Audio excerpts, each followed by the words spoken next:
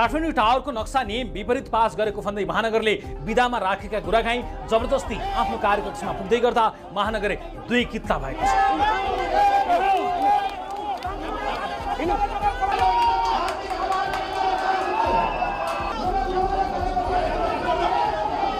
Mayor बालन शाहको निर्देशनमा नगर प्रहरीले गुरागाईलाई कार्यालय प्रवेशमा रोक लगाउने प्रयास गरे भने उपमेयर सुनिता डङ्गोल सहित उडाध्यक्ष तथा कर्मचारी उनलाई स्वागत गर्न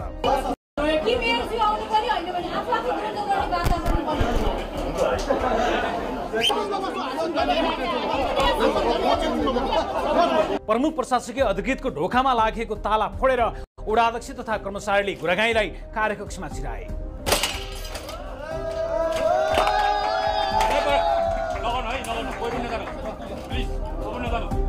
कर्मचारी र नगर प्रहरी बीच धकेला धकेलो भयो।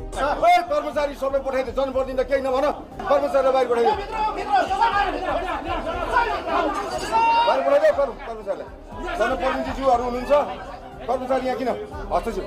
प्रमुख प्रशासकीय अधिकृत गुरागाई आफ्नो कार्यकक्षमा पसे।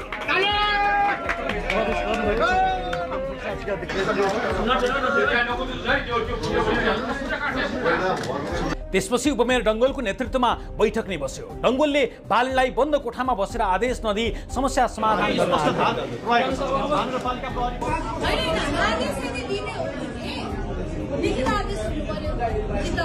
मौखिक आदेश हो भने पनि आफू आएर भन्नुपर्छ होला। अब यहाँको फेरि यो ढोका खोल्ने बित्तिकै फेरि भिडन्त अब त्यो भिडन्त फेरि बनाउने कि नबनाउने अझै तपाईँले त्यही कुरामा स्ट्रिक हुनुहुन्छ भने प्रमुखले अगाडि आउनु पनि सबैलाई जवाब दिनु।